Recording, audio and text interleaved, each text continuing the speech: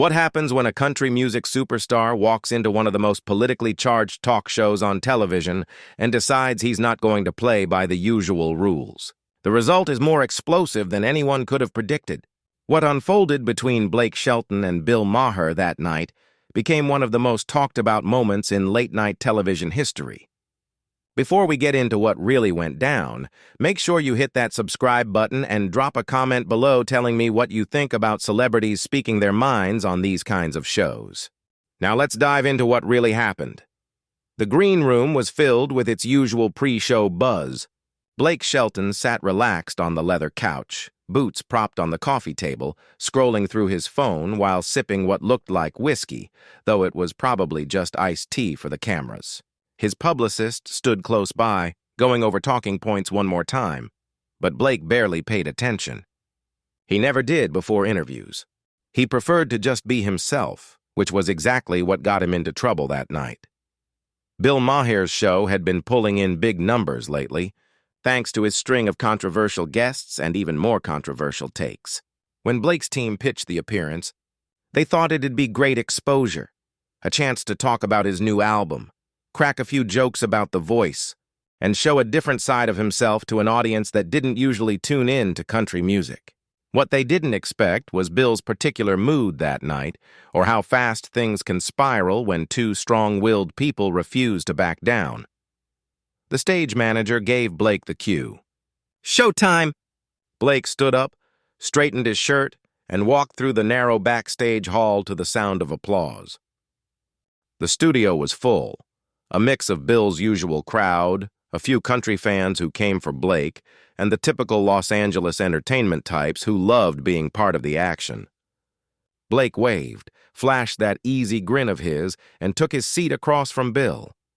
Bill leaned back, that familiar smirk forming on his face. You could tell right away he was in one of those moods where he wanted to stir things up. And whether Blake realized it or not, he was about to be the target. It started simple enough, some jokes about Oklahoma, light talk about his career, and friendly teasing about his relationships. The audience laughed on cue and everything seemed fine. Then Bill changed direction. "So Blake," he began, leaning forward slightly, "you come from a pretty traditional background. Conservative values, small-town America and all that. How do you square that with working in the entertainment industry, which, as we know, leans the other way?" Blake chuckled, already sensing where this might go, but not ready to bite. "Well, Bill, I think people are people, no matter where you go. I've worked with folks from all walks of life, all kinds of beliefs, and we get along just fine because we focus on the music and the work. It's not that complicated." Bill nodded, but the look in his eyes said he wasn't done. "But it is complicated, isn't it? You've got half the country thinking Hollywood is full of elitists, and the other half thinking anyone who doesn't agree with progressive values is a bigot. Where do you fall in all that?" The audience went quiet. Everyone knew this was the moment where things could turn. Blake took a breath. You could see him weighing whether to give a safe, rehearsed answer or just say what he felt. He chose honesty. "Listen, Bill, I think the problem is everyone's obsessed with putting people into boxes. You're either this or that, with us or against us. That's not how I operate. I respect people who disagree with me, and I expect the same. What I don't respect is being talked down to just because I grew up in a small town and like trucks, guns, and traditional values." Bill raised an eyebrow. "Oh, here we go. So you're saying people like me talk down to people like you?" Blake didn't hesitate. "Sometimes, yeah. There's this idea that if you're not on board with every new progressive idea, then you must be ignorant or stuck in the past. That's not true. Some of the smartest, kindest people I know come from small towns and have very different views, and those are just as valid." The crowd was split, some clapping, others shifting uncomfortably.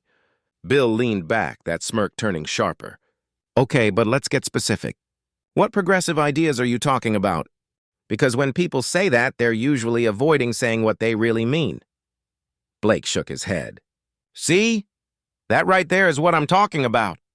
You're trying to trap me into saying something you can twist later. I'm not doing that. I came here to talk, not to be ambushed." Bill's tone hardened. "Come on, Blake, you knew what kind of show this is. You don't book Bill Maher if you just want to promote an album. So tell me, when you say traditional values, what does that mean? Because a lot of people hear that as code for resisting change or progress. Blake's jaw tightened. That's a pretty big assumption. Traditional values mean hard work, family, faith, and community. It doesn't mean I want to discriminate against anybody. But you're implying that because I value those things, I'm somehow against progress. That's not fair. Bill didn't let up. I'm not calling you a bad person, Blake. But a lot of people hide behind phrases like that to avoid uncomfortable truths. When you push back on progress, people want to know what exactly you're trying to protect. Blake leaned forward now, his tone sharper. I'm trying to protect my right to think differently without being attacked for it. You want specifics? Fine. I think people should be able to say Merry Christmas without being labeled insensitive. I think small businesses shouldn't be taxed to death. I think parents should have a say in what's taught in schools. Those aren't extreme ideas, and they're just basic common sense to millions of people. But in rooms like this, that makes me some kind of outsider. The audience erupted. Applause from one side, boos from another. Bill sat back, eyes gleaming. Okay, let's talk about parents having a say. Are you talking about book bans? About stopping teachers from teaching parts of history that make people uncomfortable? Blake's face reddened. I'm talking about parents knowing what's being taught and being part of that process. And before you twist it, no, I'm not talking about banning books or whitewashing history. I'm talking about transparency. But every time someone brings that up, people like you turn it into an accusation. Bill spread his hands. I'm not accusing you. I'm just asking questions. Blake raised his voice. No, you're setting traps. Every question has a twist built into it, so no matter what I say, I look bad. And I'm done with that game. The room tensed. Bill's producer was probably panicking behind the scenes. Bill kept his tone calm. So what are you saying, Blake? You want to leave? Blake stood, unclipping his mic. I'm saying this was a mistake.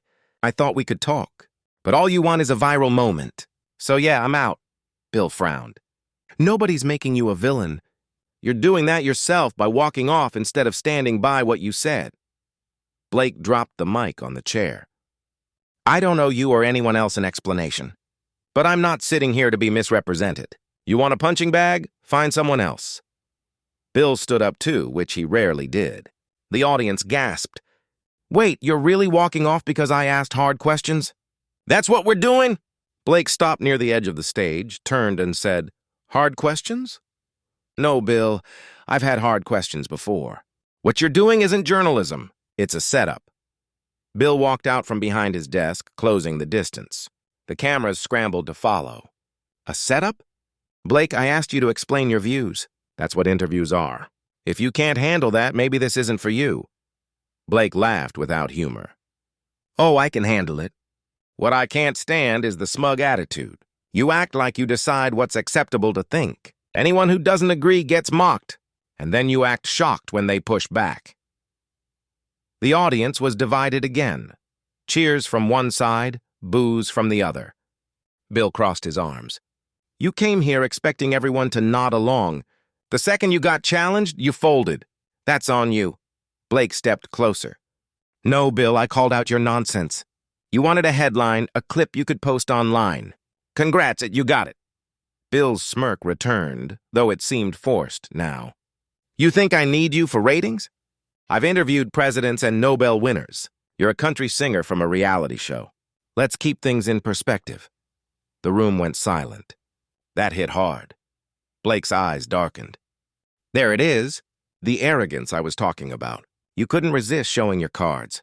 I'm just a country singer, not worthy of your high-minded conversations. That's exactly why half the country can't stand your type. Bill raised his hands. Oh, please don't play the victim. You're a millionaire with a platform. You're not oppressed. And if you can't clearly explain your ideas, that's not my fault. Blake shook his head. Explain? Every time I tried, you interrupted. You don't want clarity. You want conformity, and I'm not giving you that. Bill stepped closer again, voice lower. You've lived too long in a bubble, surrounded by people who agree with you. The second you face real debate, you walk. That's cowardice. Blake's hands clenched at his sides. Cowardice. You want to talk about cowardice? Try hosting a show where everyone already agrees with you. You don't debate, you preach. You don't want guests with opinions. You want targets, Bill.